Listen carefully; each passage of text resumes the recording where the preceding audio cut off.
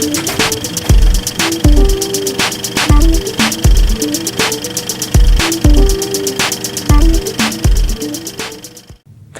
what's up everyone? This is Dan the Movie Man with another big show for you today.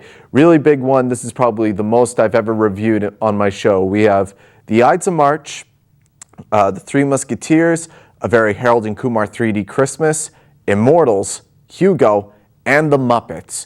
I'll get to the late review today, answer the questions from the last episode, and ask the new questions for this episode. With that said, let's talk about the Ides of March, starring Ryan Gosling, George Clooney, Marissa Tomei, Philip Seymour Hoffman, Paul Giamatti, Jeffrey Wright, and Evan Rachel Wood.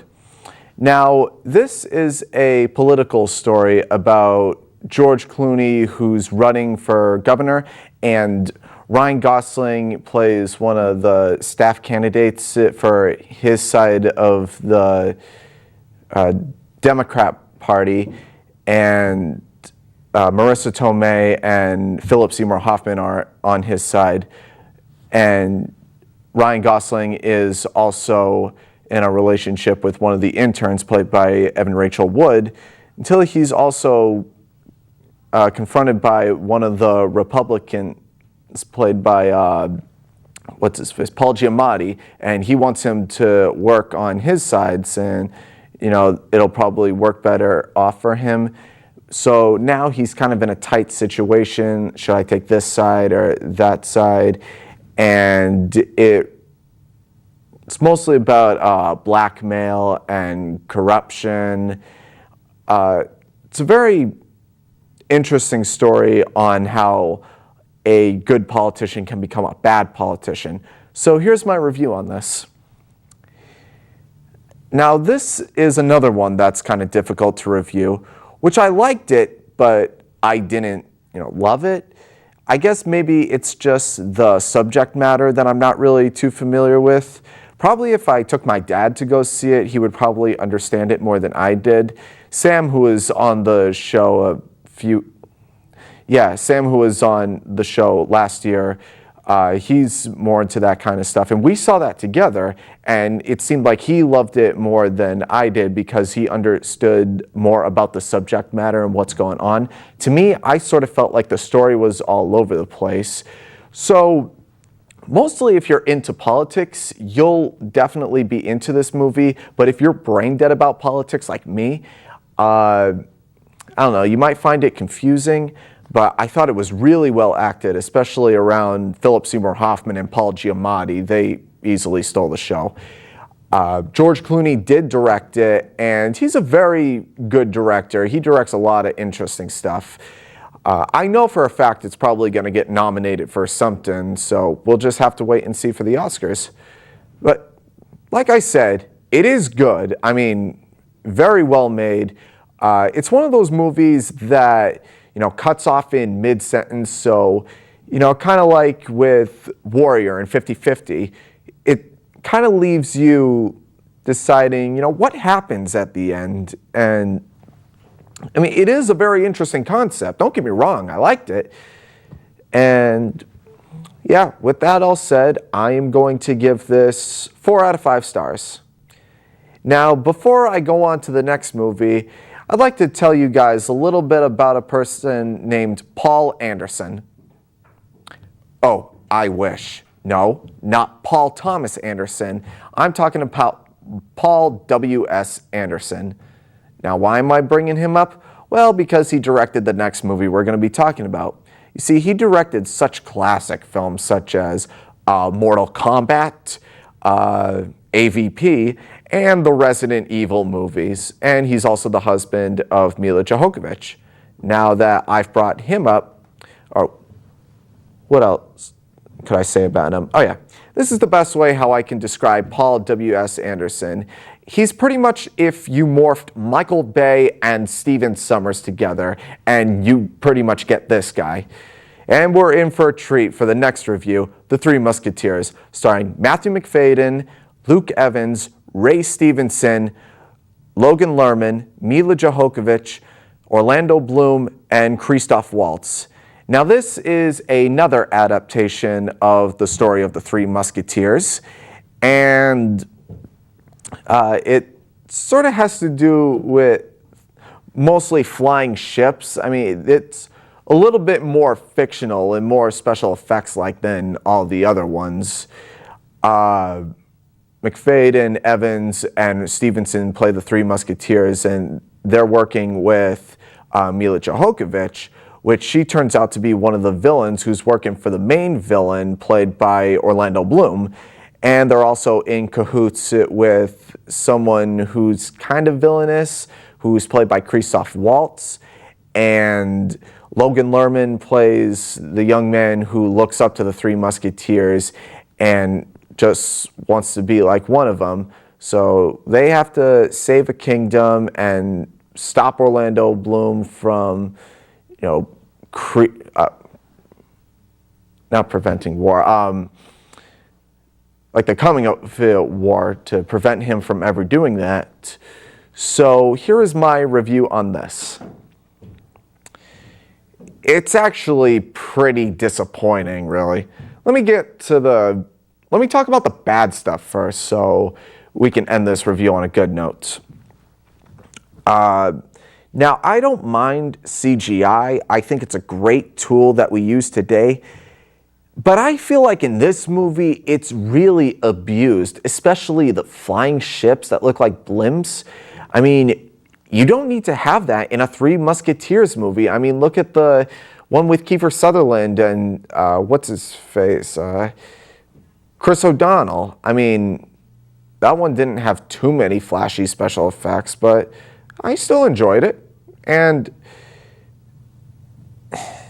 now I saw this in 3D. It's all right in 3D, conversion and all that stuff. What else? Oh, the one thing I mostly hated, Orlando Bloom is a terrible choice of villain. Now, don't get me wrong. I liked him in Lord of the Rings. He was okay in the Pirates movies.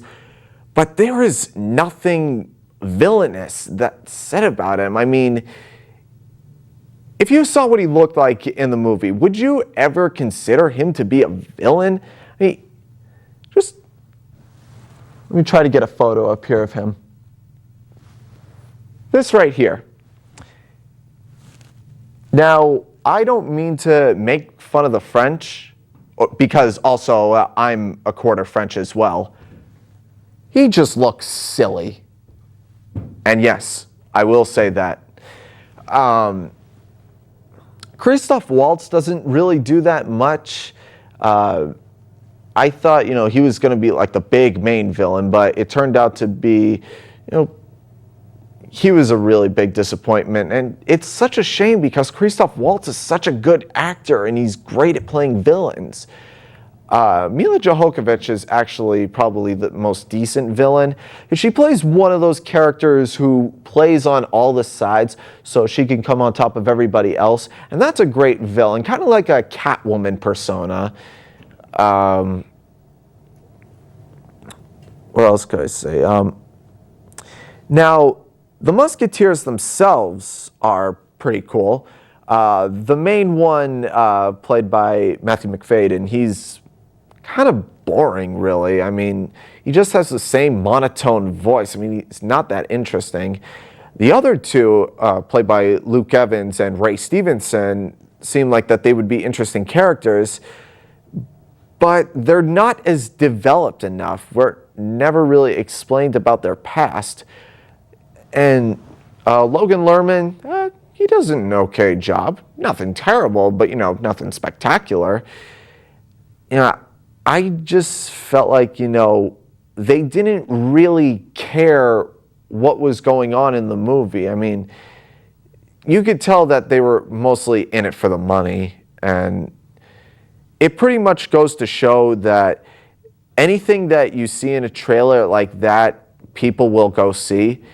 And it definitely proves that Three Musketeers is just an embarrassment. It's not even worth it. It's probably my least favorite movie of the year, to be honest. So with all that said, I'm just going to give this 2.5 out of 5 stars. Now, next up is a very Harold and Kumar 3D Christmas, starring Kal Penn, John Cho, and Neil Patrick Harris as Neil Patrick Harris. Now, this is the third installment to the Harold and Kumar saga, where it's set 2 years after the movie. Harold is married, and his in-laws come over for the holidays, and Kumar is living by himself, and they sort of meet up with each other, and they accidentally burn Harold's father-in-law's tree, who, by the way, his father-in-law is played by Danny Trejo, and his character is portrayed just hilariously. So what they do is that they're gonna try and go and find a tree and bring it back before Kumar's father-in-law comes back. Then they get into a bunch of crazy situations again. So here is my review on this. This is probably my favorite Harold and Kumar. I mean, I absolutely love them all. White Castle, probably easily one of the funniest movies I've ever seen since, I believe, did it come out when I was in high? It either came out when I was just leaving 8th grade or when I was a freshman in high school. And around that time, I haven't laughed harder than I did in a while. They're still funny as usual. This one plays it a little bit differently. Instead of, traveling, from their regular city to all the way to another city to get to White Castle, or when they're going from Guantanamo Bay down to, I think, either Florida or California, they usually just stay in the same city, which is a pretty good change. I mean, you don't want to overdo it, but they make fun of a lot of stuff. It is the only people I would not bring to see this movie are people who are extremely offended by race or prejudice. So that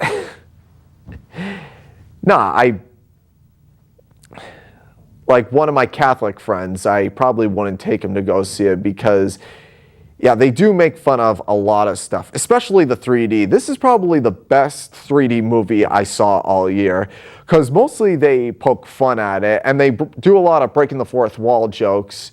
Or even Harold goes, "Don't you think 3Ds just jumped the shark by now?"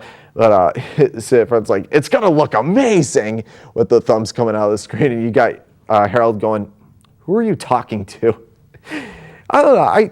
I thought that was very clever, and there's a lot more breaking the fourth wall jokes, especially around Neil Patrick Harris. The last conversation that Harold and Kumar have with him is just priceless. Yeah, it's not really for everyone. Also, there is a few scenes where Harold has a new friend who's played by the cop with short shorts from Reno 911, and he has his 2-year-old daughter in the back seat while Kumar how do I put this? Has an illegal substance in the front seat. And the baby somewhat gets involved, and it's it is ridiculous, but I just kept thinking to myself, if this ever happened in real life, that kid would be dead by now. But, they're just still having fun with this. They're doing the same old routine. Cho and Penn, they haven't changed whatsoever. Yeah, I really enjoyed it. I can't wait for it to come out on DVD and probably watch it for the holidays. So far, this and Elf would probably have to be some of my favorite Christmas movies, along with A Christmas Story and Christmas Vacation, which are pretty much really good classics. So with all that said, I'm going to give this 4.5 out of 5 stars. Next up is Immortals, starring Henry Cavill, Freida Pinto, John Hurt, Luke Evans, and Mickey Rourke. Now, this is a fictional Greek mythology myth that's about the story of a peasant named Theseus, played by Henry Cavill, who in next summer will be playing our new Superman. And he's a slave, and his village gets invaded by Ruthless King, played by Mickey Rourke. And Mickey Rourke's goal is to destroy the gods and unleash the Titans, because I guess the gods never really helped him when he really did need their help. Also, Frida Pinto's in it. She plays an oracle that goes on the journey with Theseus. Also, one actor I did forget to mention, Stephen Dorff, is in it, who plays a thief who also goes on their journey, and 2 other red shirts that get killed off on the journey. And Luke Evans, he plays the young version of Zeus, and John Hurt plays the older version of Zeus. And Alyssa from Transformers 2 is in it, who plays Athena.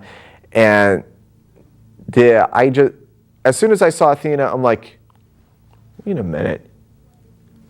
Is that the Decepticon woman from Transformers 2? Like, even Paul, who was also on one of the episodes, saw it with me, and we both pointed that out. I also saw this in 3D, and here is my review on this. It's good as an action movie. I mean, it's very slow moving at some points. It's definitely worth seeing if you're going to see it for the final battle, because that is probably the best scene in the whole movie. Mickey Rourke's character, which I love Mickey Rourke, by the way, but whenever he plays a villain in a role, I don't see the character he's playing. I always see, well, there's Mickey Rourke again. What else? Henry Cavill. This was the first time I ever saw him act, and I thought he did a pretty decent job. I mean, I think he's going to make a terrific Superman. I mean, he looks like Superman for the most part. Now, a few people will complain that in different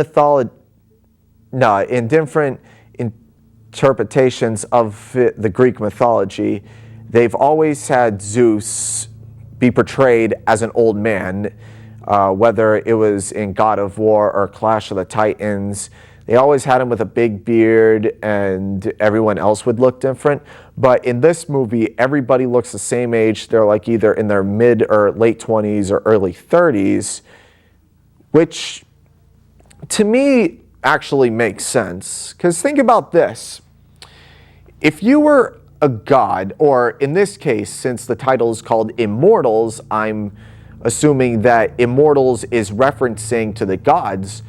If you were an immortal, wouldn't you be able to stay the same age? And since that they're gods, shouldn't they be able to take the form of any kind of human being that they would want to? I mean, it makes sense to me. But one other thing that they did change, actually two. One was the Minotaur. Now, the Minotaur has always been portrayed as some giant man bull, but the Minotaur looks like he's kind of got a cage around his face. I mean, it's very interesting how they portray him. The Minotaur is not CGI. It's sort of like a cage metal mask that he wears, and you never really see his face, which is pretty cool. Another thing that they changed was the Titans have always been portrayed to be, colossal, and for the gods and human beings to be ants compared to them. But in the movie, they're just normal sized.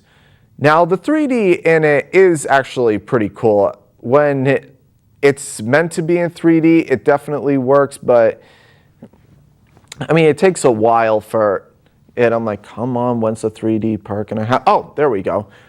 And then there were other parts where I thought the action scenes were a little too cartoony, especially when finally the gods come down. Mostly throughout the movie, they're just twiddling their thumbs until the Titans get released, saying, oh, there we go, time to get to work.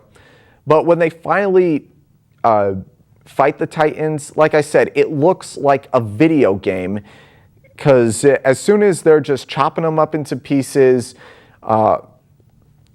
the Titans, when they die, they're in slow motion, but the gods they're fighting at regular speed. I just thought, okay, just put the combo numbers on the top right and it will just match it perfectly. But with all that said, I didn't think it was a bad movie. I didn't like it as much as I like 300, but I felt like this is what Clash of the Titans should have been like. So with all that said, I'm going to give this 3.5 out of 5 stars. Next up is Hugo, starring Asa Butterfield, Chloe Grace Moretz, Ben Kingsley, Sacha Baron Cohen, and Christopher Lee. Now, this is based off the book Hugo Cabaret, about a boy named Hugo, played by Asa Butterfield, whose father, played by Jude Law, shows him this kind of robot that learns how to write for itself, but it needs a key in order for it to work. But he finds out, as soon as Hugo finds out how it works, his uncle, played by Ray Winstone, comes to inform him that his father died in a fire. So ever since then, he took hold of him. A year or two later, he's been living at the top of the train station near the clock tower, where he's just been stealing just to keep himself from ever being hungry. He also befriends Ben Kingsley, who's now a toy maker, but was also a director. And they go into that very well. Like some of the first movies that they ever filmed, how they portray that is pretty cool. Also, Sacha Baron Cohen's in it, who plays the train conductor, and he probably looks like the most cartoonish villain I've ever seen, but at least he's not doing the Borat voice, which I took him seriously for. Chloe Grace Moretz from Kick-Ass and Let Me In is also in this, and she does a very convincing British accent. She befriends Hugo, and Hugo shows her the robot, and she has a key around her neck that's shaped like a heart, and Hugo believes that the key will make the robot work, and so it does, and amazing things happen towards the way of the movie. And this also, again, I did see in 3D. So here is my review on this. Hugo is probably, in my description, a beautiful movie. I loved it from the second. The cinematography was great. I like that Martin Scorsese has been doing new projects. He did Shutter Island and now this. And I'm glad that he's doing new things. I still think today my favorite is The Departed. The acting was really well done, especially from the kid who played Hugo. Now, it's rare days that there are a few kid actors that are not that great, but the ones in Super 8 and the kid who played Hugo are so far some of the best kid actors I've seen around this time of year.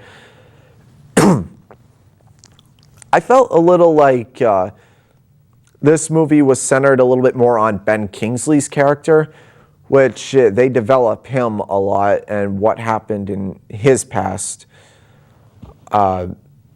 This movie, even though it is a kid's movie, it is taken very seriously. Sacha Baron Cohen had to probably be my favorite character in this. mostly because, ever since I saw Borat, I always thought that was the only one character that Sasha would ever be for the rest of his life. Then I saw him in this.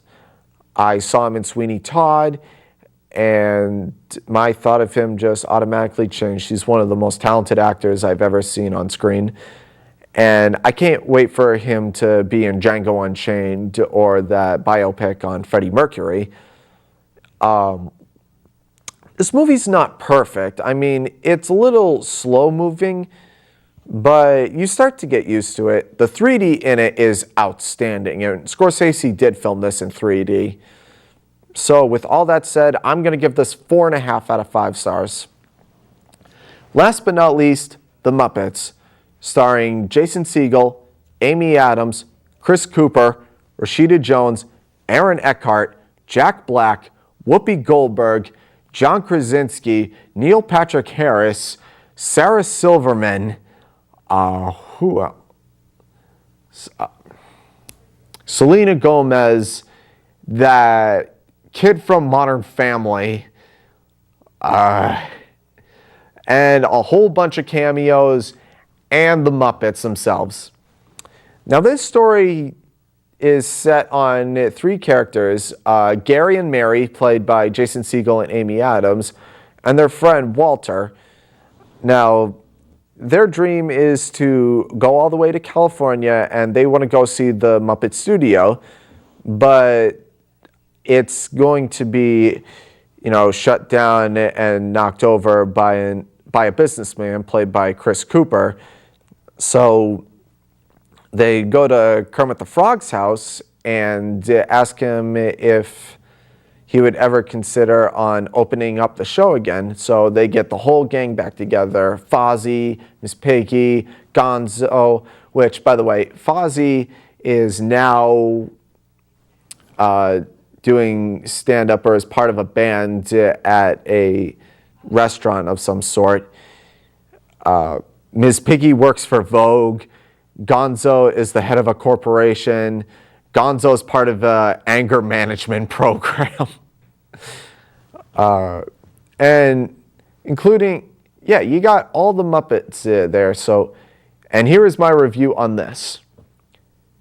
It is probably the most heartwarming movie I've seen all year. This is it's not perfect, but it's almost perfect. My favorite at the time was, there was the original Muppet movie and the Great Muppet Caper. One of my favorites had to probably be Muppet Treasure Island, mostly because Tim Curry plays the villain in it. But probably my favorite one had to be Muppet Christmas Carol, because he had Michael Caine as, Ebenezer Scrooge. The last one I saw was Muppets from Space, which was probably not my favorite one. But neither is, it's not my favorite Muppet movie, this one, but I still loved it very much. Probably one of the best movies I've seen all year. Let's face it, if you never watched the Muppets, then you pretty much have no childhood. I'm sorry, that I had to say that. But also, Jason Segel was one of the writers for this, and I know that he was a die-hard Muppet fan back then. Every cameo that they showed, especially the one I wasn't expecting was Alan Arkin. And one I forgot to mention was Emily Blunt, who plays Miss Piggy's secretary. I was not expecting her at all. But Chris Cooper, probably one of the funniest villains I've ever seen. There's a few other songs in this. I mean, there might be a little too many songs. Probably my favorite one in it would have to be Am I a Man or a Muppet? Where Gary, played by Jason Segel, and Walter are both singing, and they look in the mirror. Jason Segel looks at himself in the mirror and sees himself as a Muppet, and Walter looks in the mirror and sees himself as the main character from The Big Bang Theory. It's just a really, really strong and heartwarming movie. For kids and adults, a lot of great breaking the fourth wall jokes, especially there's one scene where Jason Segel, Amy Adams, and Walter are looking in another direction, and they see the shadow of Kermit with a light around him, and they hear choir music. And then a bus passes by them with the music playing, and it says choir team. I think that was done in a Mel Brooks movie, but it definitely worked in this. The reason why I say this is not perfect was because the end was kind of a cop-out. I won't say what it is, but let's just say, it's just one of those moments where like, wow, this is really maturing. And then towards the end, it's more like a just kidding. Like, oh, why did you do that? Just why? I don't know. I loved it. I would definitely see this again. I don't care how old I am. I absolutely love the Muppets. And with all that said, I'm going to give this 4.5 out of 5 stars. Now it's time for the late review. Today's late review is The Change-Up, starring Jason Bateman, Ryan Reynolds, Leslie Mann, and Olivia Wilde. Now this is a Freaky Friday concept movie where Jason Bateman plays a married man who's a father of 3 kids, who's also a lawyer, and he's mostly a by-the-book guy who knows his standards, if that makes any sense. And Ryan Reynolds plays a player in it. So it's kind of like a 2.5 Men also. It's pretty much like 2.5 Men meets Freaky Friday, in my own opinion. So one night, they meet each other at a bar, and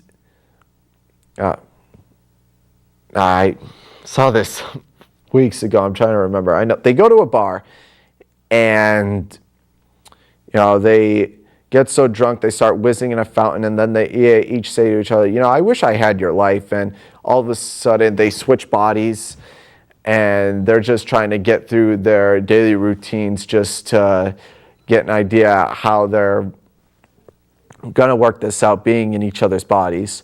So here's my review on this. I feel like this is a comedy that tries a little too hard. When there are funny moments, they are funny. I mean, there were a lot of parts that were, making me laugh pretty hard. But, I thought this was kind of too extreme, where it's kind of hard to describe. It's kind of uncomfortable comedy where, especially Jason Bateman, who is trying too hard to do the mannerisms of Ryan Reynolds, which I felt like swearing in front of one of his kids, I thought that was, a little too much. But I don't know. I thought it was okay. I don't think it was the best comedy I've seen all year, but there were very funny moments. Ryan Reynolds was probably the best part. And, when he wants to be funny, he can be very funny. If he wants to be serious, he can be very serious. Also, Olivia Wilde's in it, who plays Jason Bateman's secretary, I believe, or his partner. And as soon as they switch bodies, Jason Bateman this is pretty confusing because you can never really tell which person I'm really talking about because they switch bodies. I'm just not going to say anymore. Just see it for yourself. If you're a Jason Bateman fan or a Ryan Reynolds fan, I strongly recommend it. But, with all that said, I'm just going to give this, I think I'm going to give it 3 out of 5 stars. Now it's time to get to the results. In my last episode, I asked you guys if you thought James Franco was better as a comedic or a dramatic actor, and most of you said that he's better as a dramatic actor. Question number 2 was, what is one movie you would like to see be remade or rebooted, and one movie that you would not? And the top 4 movies that you guys chose were The Dark Crystal, Little Monsters, Warriors, and the Transformers movies. And the top 3 movies you didn't want to be remade or rebooted are Seven Samurai, A Clockwork Orange, and the Back to the Future movies. Because whenever I ask a question normally, for some reason, it always leads to A Clockwork Orange. The next question was, which one of these 4 directors would you like to see direct the Twilight Zone movie? And the majority of you guys said Christopher Nolan, but it's now been confirmed that none of these 4 guys are going to be directing it. Instead, it's going to be Matt Reeves, who directed Let Me In and Cloverfield. Also, the remake and reboot thing. In the last episode, I mentioned about The Crow, and Bradley Cooper backed out of it, which I'm glad he did, because concept art was released of what he might have looked like, and it looks so bad. I just can't see Bradley Cooper as the Crow. I just can't. Like I said, I still think Joseph Gordon-Levitt would make a great choice. Question number 4 was, which Snow White adaptation are you mostly looking forward to? Snow White and the Huntsman, or the one that was just titled Mirror, Mirror? And most of you guys said Snow White and the Huntsman. And I found out that Mirror, Mirror is actually directed by Tarsem Singh. I think I'm pronouncing his last name. I'm just going to call him Tarsem. He's directing Mirror, Mirror. But I saw the trailer for both of these movies. I'd have to say Huntsman looks a lot better, because Mirror, Mirror, it looks like it's not taking itself very seriously. I guess the idea is maybe taking the cartoon and making it live action, but the movie looks more like an Adam Sandler premise than a Snow White movie. Plus, also for the Snow White and the Huntsman, you got Toby Jones and Ray Winstone. I know Toby Jones is one of the dwarfs. I'm not sure if Ray Winstone is or not, but I don't know. I think that this one, looks more incredible. Also, it's the same producers of Alice in Wonderland, so I'm pretty curious on how they're going to interpret this.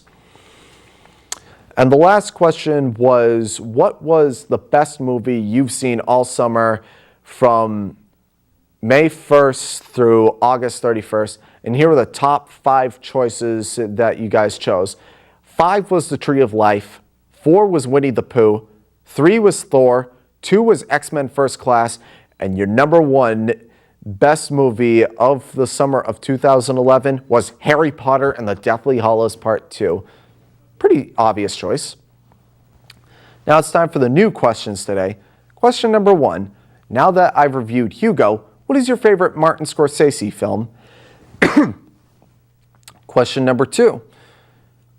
In case you haven't noticed or haven't catched up lately, George Lucas has officially stated that starting in February, he's going to re-release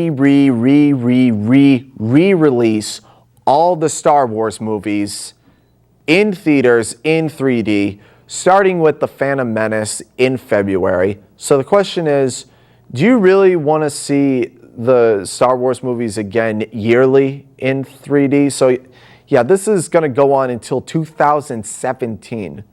Better yet, let me say this. Do you really want to see Jar Jar Binks in 3D? I'm asking you. Next question involves this. Peter Jackson released his recent blog for the making of The Hobbit, and this video was showing there was a green screen scene where the characters are all in the forest. And at first I thought that Peter Jackson was going to George Lucas this movie, but then at the end of the video it said next blog here they're going to be shooting on not on set on location, which was, you know, a sigh of relief. So the question is, now that The Hobbit is going to be released next December, by the way, who is your favorite Lord of the Rings character? Question number 4. Recently, the trailer was released for a new shaky cam movie called Project X, which is produced by Todd Phillips, the same guy who directed Old School, The Hangover, and Due Date. And it's centered on these 3 high school kids that want to throw a birthday party, but it goes awry. At least that's what the synopsis says. And, you know, crazy, wild things go on. This is only the first trailer, so I don't know that much about it, but the beginning of it looked pretty intense, where the kid's just looking at the camera saying, you know, this was just supposed to be a good get-together, then things went insane. You wonder, what happened to make him act like that? It actually looks like it could be fun.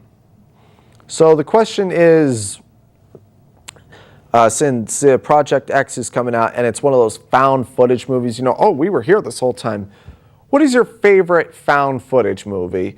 Now, if you're not familiar with that term, I'll just use some examples. Blair Witch Project, Cloverfield, The Last Exorcism, even Paranormal Activity. Question number 5. Now, 2 new recent posters just came out. The first one is a teaser poster for The Amazing Spider-Man. Now, I gotta say, this poster looks pretty interesting. I mean, we got Peter Parker in an alley on a wall, and his shadow is the Spider-Man logo. But I'm not really crazy for the tagline, The Untold Story. Like, didn't we know this story 10 years ago? But I still think that the poster looks very interesting. And the second poster that came out was a new poster for The Dark Knight Rises. Now this one gave me chills. I mean, look at that. You got Bane with his back towards the camera, back towards the poster. You got Batman's mask on the ground broken, and you got that tagline, "The Legend Ends," which pretty much sends shivers down my spine. So the question is, since that these came out, which poster do you like better? The new Amazing Spider-Man poster or the Dark Knight Rises poster? So here we go. Spider-Man versus Batman, the 2 most iconic superheroes of our generation. And the final question, now that I've asked a question about Star Wars and a question about Lord of the Rings, what do you think is the better saga? Star Wars or Lord of the Rings? Oh, now it's on. Well, that's it for today. Until then, this is Dan the Movie Man, signing off.